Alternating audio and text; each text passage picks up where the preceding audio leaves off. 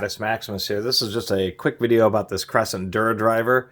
Crescent's actually been making screwdrivers and nut drivers for quite a few years, to tell you the truth. Kind of went on to discovery they make a lot of drivers.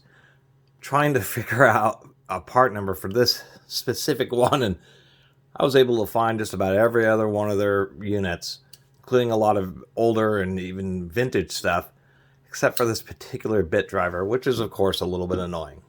And the reason that's annoying is because I actually kind of like this bit driver. It does have a pretty heavy, rubber or soft overmolding. It does have a hex down here, but this is all soft and rubbery. I tried testing it with an open and adjustable wrench, and it just squishes away, so it's kind of unfortunate this isn't like hard plastic for you to be able to put a wrench on it to get some additional torque. But I did want to do a quick video about this unit because I like the overall ergonomics of it. I like trilobular best, but this one's okay. And this is a Taiwanese unit. We can barely read it there. But I liked it just because it's overall seems pretty nice. I like that it actually has a longer stem, which most nut drivers, say this SK that I have here, tend to have smaller stems. The second thing is if they're made out of steel, almost guaranteed they have a sleeve like this. It's on a shaft like this SK here. And what I noticed about this one is it actually has a forged end, and the only time I've seen that is actually on ones that are aluminum.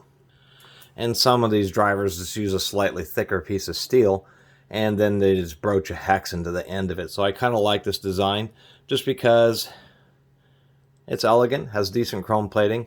The handle only, the stem only goes about this far into the handle. I tested with a magnet, so I'd like it to go a little bit deeper. But that's kind of the name of the game. Actually, I guess the SK kind of goes a little deeper.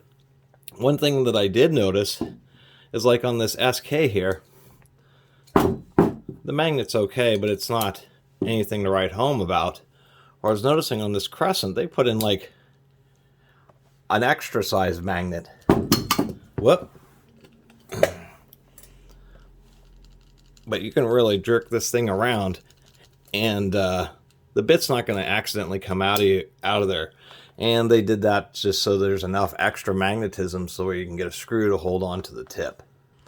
And another thing I was noticing, let me zoom in a whole bunch so we can actually see this here. Something that's really rare. See the little rounds? See how they've fluted the drive? So it's actually a flank drive bit driver. And I thought that was kind of a neat little touch, as it's both forged and it's flank drive, or, fluted. And I kind of like that attention to detail. It was a little bit surprising to me. And of course, the last thing I liked about it is that the stem is pretty long. If we look at the base measurement, we have a 5-inch stem there, which gives it just a little bit of extra reach, and you're more likely to be able to use normal tips instead of having to put in long tips. So not a lot else to say besides they should have included some way of storing a few bits in the handle. You got a ton of space in here. They certainly could have done that. Although at least they included a through hole for, I guess, hanging or for putting a lanyard on.